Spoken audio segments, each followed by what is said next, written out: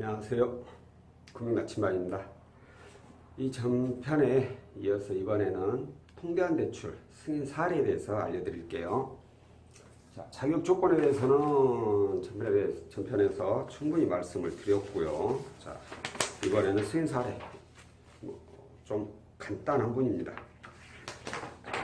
이분의 경우에는 일반법인 직장인에서 근무하고 계시고 당연히 사대보험 되시는 분입니다. 재직기간이 입사일이 2018년 5월달에 입사를 하셨어요. 연봉은 2,400만 원이시. 2,400만 원.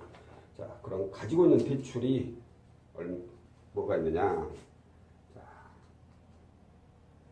금융사 명은 말씀 안 드리겠습니다. 저축은행에 900만 원이 있고요. 그리고 또 땡땡 저축은행에 여기에 500이 있네요. 500이 있었고, 그리고 땡땡 대부네요. 대부업체 200이 있고, 또 땡땡 대부 여기 600이 있고요. 또 땡땡 대부, 이거는 대부 추종자예요. 100만 원.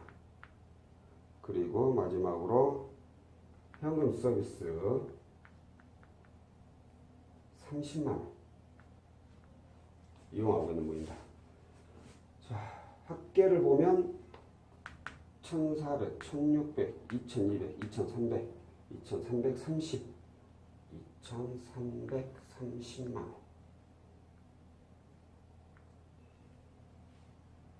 이렇게 하시면 아실래요? 2,330만 원. 자, 이분의 경우에는 나이스 등급. 나이스가 7등급이셨어요. 그리고 나이가 36세. 자, 이분이 입사일이 얼마 안 되죠. 그죠? 입사일이 얼마 되지 않은 상황에서 대출을 신청하게 되면 첫 대출을 보니까 9월 달이에요. 이게 18년도 9월 21일. 이건 18년도 9월 11일. 이렇게 받으셨네요. 입사일이 5월이에요. 4개월 만에 대출을 신청한 거죠. 자, 이게 햇살론이네요. 햇살론 받으셨어요. 그 다음은 저축은행. 그죠? 그런데 일반적으로 3개월이 지나면 은행에서도 대출이 나옵니다. 세입망월세라는 정부지원 상품을 이용할 수 있는데 왜 이렇게밖에 이용을 못했느냐? 문제는 딱 보이죠? 바로 이겁니다. 대부업체.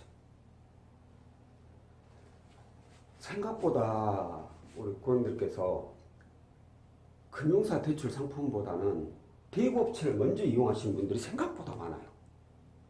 특히나 연봉이 적고 재직기가 이렇게 짧으신 분들 스스로 판단을 하는 경우가 많아요. 내가 재직기간이 짧으니까 은행에서는 안 될 거야 하고 대부업에서 이용하시거나, 아니면 갑자기 급하게 돈이 필요해가지고 은행 대출은 보통 1박 2일이나 2박 3일 시간이 걸리니까 얼른 구해다 쓰기 위해서 여기를 이용하는 경우가 있는데, 문제가 이것 때문에 대부 등급이란 게 떨어지죠. 그래서 이거 이용하고 은행에 가면 은행에서는 안 되죠. 대부 등급이 나올 수 없어요. 그래서 어쩔 수 없이 여기저기 알아보니까 결국에는 햇살로는 대부를 이용하고 있는 거하고 상관없이 나오기 때문에, 정부 지원 자금이니까 나오기 때문에 이걸 이용했는데, 다음에 필요한 것도 어쩔 수 없죠. 여기 다 쑤셔보니까 여기서 나오는 거예요. 그러니까 이걸 이용하게 되는 거고. 그러다 보니까 계속해서 대출을 이용하게 되면 이렇게 고금리. 이거 하나만 뭐 9%대나 되겠죠?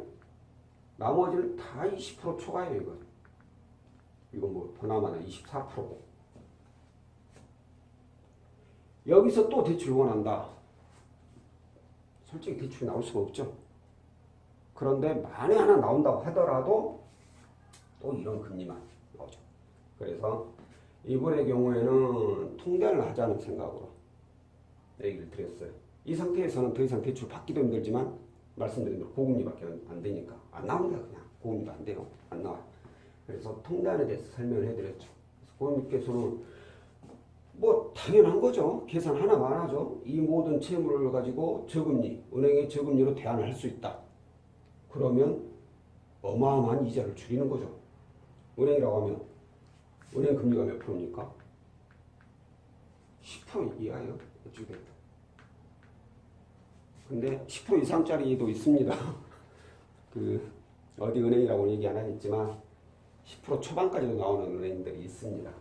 자, 그래서 이 고객님의 경우에는 통대안을 진행했어요. 통대안을 하기 위해서 이 상태에서는 은행에서 어차피 대출이 안 나오니까 이걸 먼저 다 상환을 하죠. 쓱쓱 쓱쓱 다 지워버리죠. 대출 없어요. 대출 없어요. 대출 이직 없어요. 하나도 없어요. 싹 지우고 나니까 나이스 7등급이신 분이 5등급까지 올라갔어요. 자, 그러면 신용이 5등급이신 분이 은행에 방문하면 기존 대출도 없고 뭐 5등급이 좋은 건 아닙니다만 아주 좋은 건 아닙니다만 5등급도 은행에서 충분히 대출이 가능하거든요. 그래서 은행에 가서 대출을 신청했습니다. 주거래은행. 주거래은행을 선택한 이유는 그래도 대출이 가장 잘 나오고 금리도 그나마 가장 낮게 나오는 편이에요. 그래서 저희가 가능한 주거래은행부터 먼저 추천을 드리죠. 주거래은행에 가서 대출을 신청하니까 이분이 2018년 5월달에 입사했죠. 아직 1년 미만이에요. 1년 미만. 그래서 이 은행에서 취급하는 신용대출 상품은 이용이 어렵고 정부 지원 상품이 새희망월시죠. 새희망월시가 나왔어요. 새희망월시로 해서 이분이 2200까지 나왔습니다. 연봉 2400인 분이 2200 나왔으면 새희망월시로는 정말 잘 나온 겁니다. 일반적으로 보통 저희가 2000까지 계산하는데 생각보다 잘 나왔어요. 자, 그러면 아까 대출 얼마 있죠?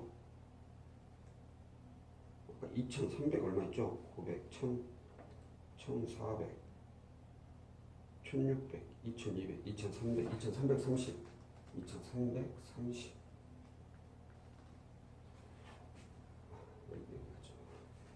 자, 그럼 2200인데 상환 금액이 2330이에요.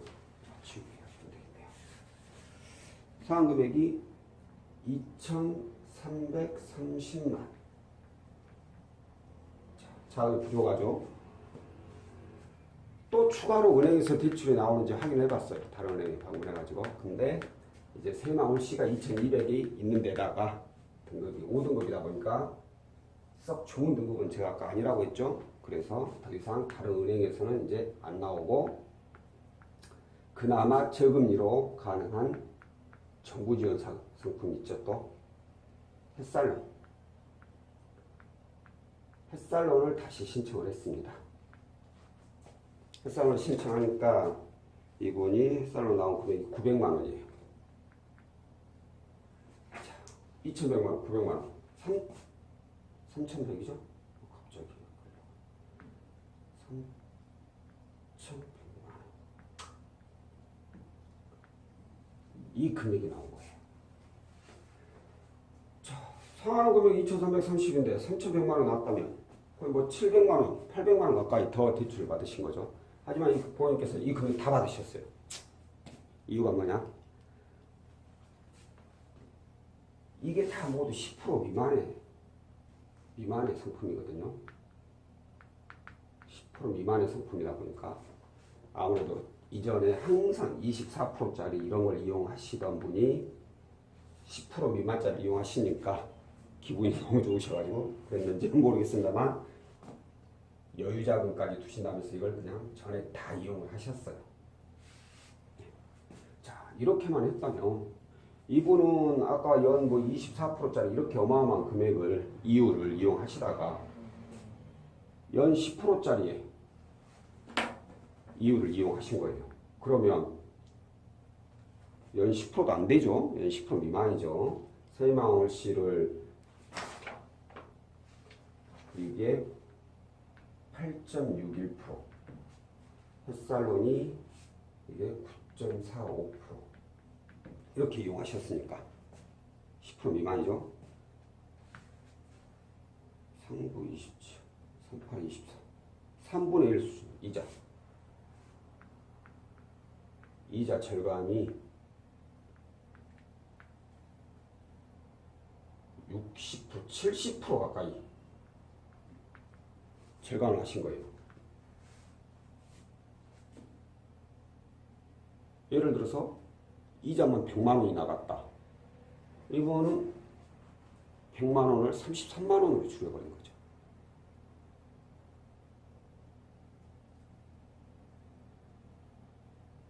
어마어마하지 않나요?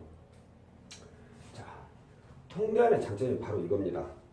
연 24% 이렇게 고금리를 이용하시고 아까 채무도 하나, 둘, 셋, 넷, 다섯, 6건 6건이던 채무 건수도 단 2건 단 2건으로 줄여버렸잖아요. 이분은 어떻게 되겠습니까?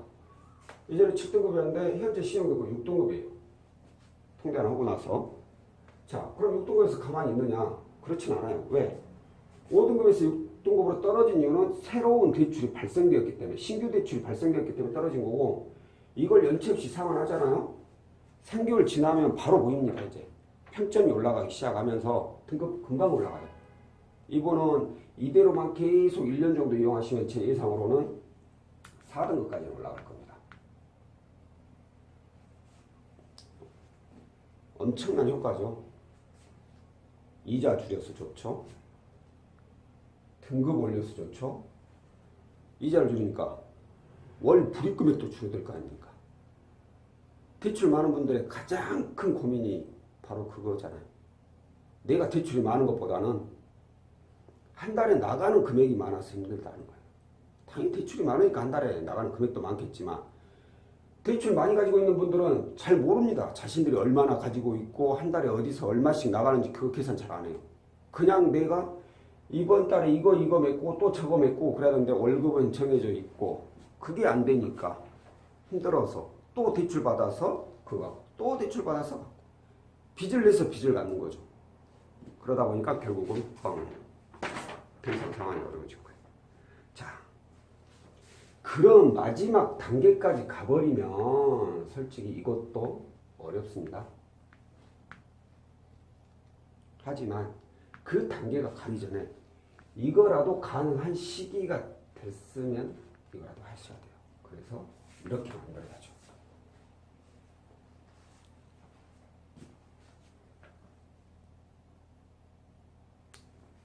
통대한 대출이 여러 가지 내용들이 나와요. 뭐 이런저런 별 얘기가 다 나오는데 제가 봤을 때는 모르겠어요. 제가 취급하고 있는 상품에서 그런지 모르겠지만 이것만큼 좋은 상품이 없다고 해요. 저는 이걸 우리 개인들, 우리 금융사 상담사들이 하는 게 아니라 국가에서 차라리 해야 돼요. 국가에서 정부 지원 자금을 이용해가지고. 근데 비슷한 게 뭐 바꿔드림 너, 햇살론 대안대출 이런 거 있긴 해요. 하지만 그리고 최대 금액이 3천인데 문제가 3천이라도 되면 다행인데 DTI 초과로 해가지고 안 돼버려요. 대부분이. 이렇게 대출 많이 이용하고 있는 분들은.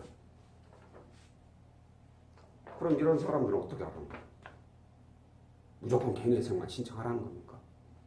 잘못된 거죠. 그래서 어차피 뭐 저희도 수익이 있기 때문에 하는 일이지만 솔직히 제 생각에는 차라리 이런 상품명은 틀리겠지만 이런 방식을 통해서 정부에서 지원을 해준다면 지금처럼 대출 때문에 생활 자체가 힘들어하는 분들이 많이 줄어들 거예요. 이건 보세요. 정부 지원 자금은 탕감이에요. 원금 탕감해 주잖아. 그죠? 개인회생 같은 경우에. 이건 탕감 없어요. 탕감 없이 이자를 낮춰주는 거죠. 이자를.